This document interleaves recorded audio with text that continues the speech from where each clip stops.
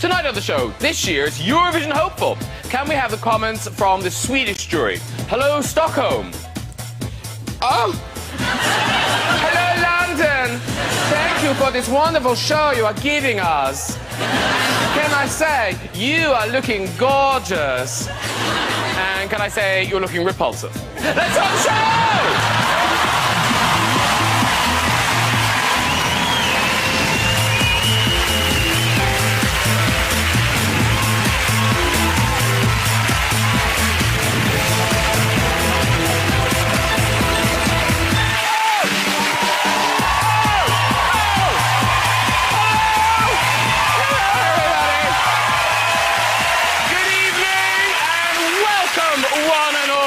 I know what you're thinking, 0 point for acting. But ladies and gentlemen, we've got 12 points for our guest tonight.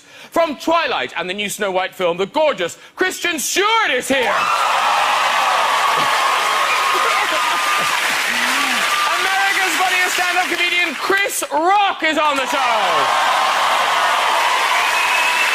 From Episodes, one of my favourite actors, Stephen Mangan is on the show.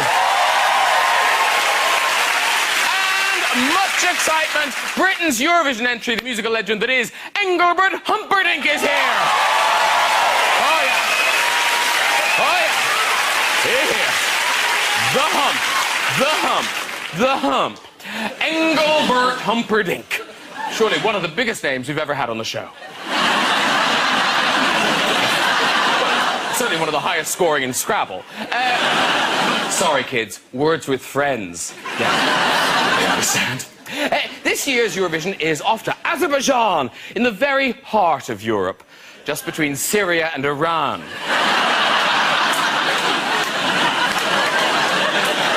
I'd have to have injections. That's not Europe. Engelbert isn't the oldest performer in this year's Eurovision. Here's Russia's entry. Oh, there they are. The last of the summer vodka. I haven't learned all the names, but I think the one in the end is Potato Spice. Yeah. Wait a minute. If they're singing in Eurovision, who's cleaning my house?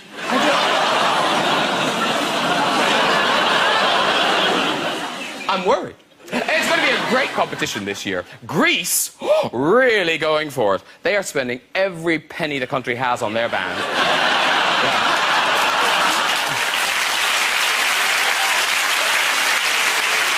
€11, ladies and gentlemen. €11. Yeah. I've been to Azerbaijan before, actually. I have, yeah. It's where you land when you fly to Paris with EasyJet. Now, it is a long flight, and I'm just hoping I don't get sat next to any of those nutters who go every year, you know. Ireland is represented by Jedward again. But hey, I know, yes. Because I'm sure the Azerbaijanis will greet them with open arms. Yeah. Wait till they see me.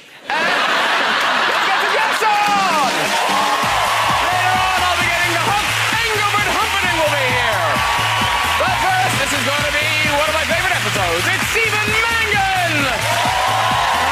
Suited and booted. Hello, sir. How are you? Very nice to see you.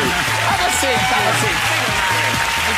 He's the jewel in America's comedy crown. It's Chris Rock! Woo! Come here, see you. Have a seat. Chris Rock, ladies and gentlemen. And she's a guest I can really sink my teeth into. It's Kristen Stewart!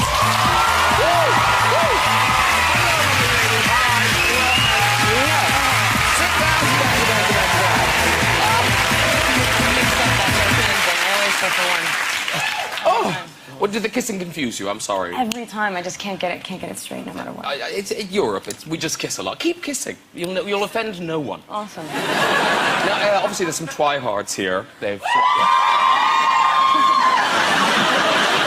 they spent minutes making those signs. You must feel so loved right now. Are they everywhere you go, the tryhards? I guess you can't always necessarily tell. I have gotten better at spotting them, though. I mean, a few characteristics always kind of give them away. It's like... I see what you mean. But you have a good rep for spending time with the fans. Like, on blogs and things, they say you're really nice to them. Well, I really like them. Oh. They give you lots of money. I like them, too. Because, Chris Rock, do you get kind of mobbed on the street? Yeah, just by the Twilight fans, actually. They just run up and bite me. Ha! Twilight, bitch! What's that about? Well, you must have a whole new group of kids who love you now. Kids do love me. Yeah. Kids do love me, and I love them. Not in the Michael Jackson way. I know he's dead, but come on. It's like that's all been forgotten. Yeah. That never happened. Oh, yeah, that was all. No. The kids love me because I'm Marty the zebra from Madagascar. Yeah. So do you have to just stand there doing the voice for them? I do the voice quite often. I had to go read for my daughter's class a couple of days ago. They have this thing called the mystery reader. It means every week one parent will read to the class. And last week I read Curious George Goes to the Hospital to my daughter's... Beautiful story. Yes, it's the greatest story of all time. Yeah. Anyway, the kids, I read the story, and then they were like, can you do Marty? Can you sing Afro Circus? And I'm just like... Anything for my child. Aww. And Stephen Mangan, you get recognised, but some of the recognition sounds really annoying. Do you know what I'm talking about? I do know what you're talking about. Dan. Yes. Yes. Did you know a show called Alan Partridge? Have you heard of that? This big show over here. Steve Coogan. Oh, Steve played Coogan. this DJ. I thought you were Steve Coogan. Well, you're not the first. Well, I was You're cast. not Steve Coogan? I'm not. What the hell is he doing here? They told me Steve Coogan was on the show. That's the only reason I did it. You love Stephen, you'll love him. Okay. Well, I was cast in this thing because I'm playing Steve Coogan's doppelganger. Okay. A guy called Dan, and there's a scene in it where he spots me across a car park and he shouts Dan. In the script it just says Dan, but on the day Steve shouted Dan about 70 times. Dan! Dan! Dan! Dan! Dan! Dan! And it became a bit of a thing over here. So for every time I go to a shop, not every time, but a lot, you go to a shop and the guy at the checkout, Dan! Dan! To make it work, you have to do it 15 times, so I just have to stand there. You are no Steve Coogan. I mean, you're good. I'm sure you're good. Oh, dear. Now, Kristen Stewart, don't worry. By the way, Twihards, don't worry. We are talking about Twilight. We will be talking about Twilight later. But first, let's talk about your new movie, Snow White and the Huntsman. Oh, yes. God, I'm excited now. I know. Yes. Snow White and the Huntsman. I read for one of the dwarfs. I auditioned, for Blackie. Didn't get it. Now, obviously, we think we know the story of Snow White, but what makes this different? Because obviously it's a kind of retelling. Well, I think everybody probably thinks that they know exactly what will happen, and I do think that we do a fairly classical telling of the story in terms of who she is as a character, but we live in a much more dangerous world. It's like every time you think Destiny has your back, he's going to screw you over. So she starts off kind of as an extremely stunted child, crazy, emotionally, socially, like freak of nature, and she becomes Snow White in the face of very difficult adversity, you know. Yes. So they're trying to kill you, huh? They are, yeah. Have you ever been in a movie where people weren't trying to kill you? It's like they got to kill her. We cannot let Kristen Stewart live to the end. And the movie, Snow White and the Huntsman, it's going to be in cinemas on the 1st of June, and we've got a clip, and I think this is you and the Huntsman in danger. I'll say no more. Okay. Here we go. Oh. You can smell that. Yeah. Okay. It's like an ad for Listerine, isn't it? Yeah, that's like the Snow White I grew up with. No, there's lots of big fight scenes in it, and, you know, you doing a lot of the fighting. But didn't you injure Chris Hemsworth?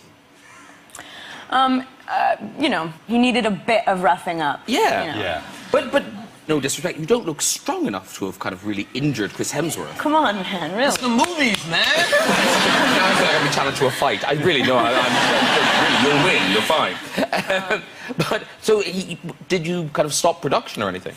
I punched him right out of his close-up, and actually, it's funny now, but when it happened, I instantly was like, I've just ruined the movie, because I love this thing, and I thought that we were going to have to stop filming. I thought he was going to start crying. He did kind of. He spun right out of it, and Wow. he's kind of a dickhead, too. So. He's like the nicest guy in the world. I was really lucky that I happened to clock Chris Hemsworth. He's like, couldn't be a better person. I've worked with him just now. He's a dickhead. Horrible, He's isn't he? amazing.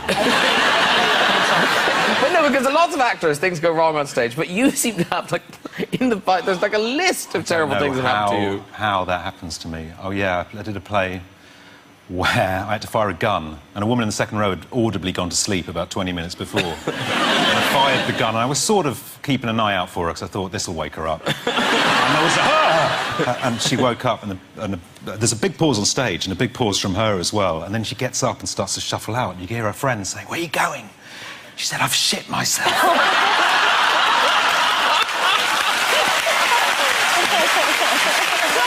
The theatre it's a classy enterprise. Now listen, we've got to talk about Breaking Dawn Part 2. Now, is it finally finished? Because you've been finishing it for some time. I've finished it so many times. I hope we're done now. Because it must be like, do you say goodbye to everyone? It must be like a Cher concert, you know, like every time, like, bye-bye, bye-bye. That's what I think about every time I wrap a Twilight movie, is to share a concert. That's my ultimate goal in life, actually. And because this one, you are, am I right in thinking you are a vampire in this one? Finally, yeah. You finally become a vampire. Now, the last Twilight was quite raunchy, it was quite out there. Yeah, it was pretty full on. Yeah. So, but now in this one, is there less sex? Obviously, you have a baby now. Well, no, vampire babies, they grow up so fast. That's you know, true. there's a lot of work involved in a vampire baby, I imagine. Yeah, it's a funny thing. They, as soon as she becomes a vampire, they kind of ignore their duties instantly. They just want to bone. It's the most ridiculous situation. Really? You just had a child, really. I'm like, yeah, but this feels so good. I'm so sparkly. Yeah. Because in the book, that when she becomes a vampire, she then becomes sort of like even more beautiful. Yes. That's what happens when you die. Yeah. Every time I go to a woman's funeral, I want to have sex with the corpse. It's the makeup.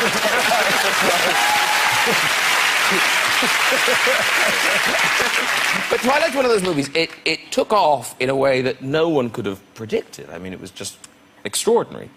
Because you've been in Hollywood, I didn't realise that you'd been working as a child actor. Did you go to, I didn't know that, Kristen, you were the kid in Panic Room. Yeah. Yeah. Yep. Yeah. Oh, no, you're so adorable. And for some reason, Jodie Foster looks like Avatar. And she doesn't look like Avatar, but that's a weird picture of her. I don't understand it. But anyway, so this happens, then the success And is again, someone was trying to kill you.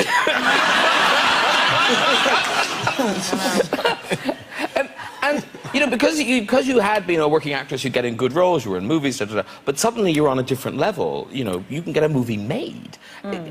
Do you like that power, or does pressure come with that?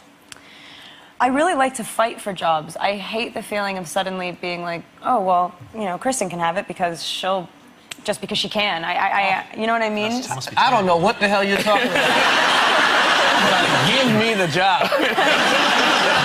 I don't care if everybody's better than me. I want the job. Well, the parts for a Mexican. Yeah. Because Chris, because you've got two daughters. Yes. Are they big fans of Christians because of Twilight? My oldest sneaks and watches it a little bit. How old is she? She's 10. Oh. Yeah. She bit me last week, so... And are they going to be annoyed that you've met Christian without them? Because you're kind of their window into their heroes. A little bit. They'll be, you know... I took my oldest to a basketball game the other day, and she met Justin Bieber. And Bieber took off his shades and gave it to her. Oh, get out of here. And then, They're yes. gasping. They're gasping. Yes, yes. And she put on the shades and went to school, and then she was pregnant. I just looked at you like... That Bieber kid's powerful.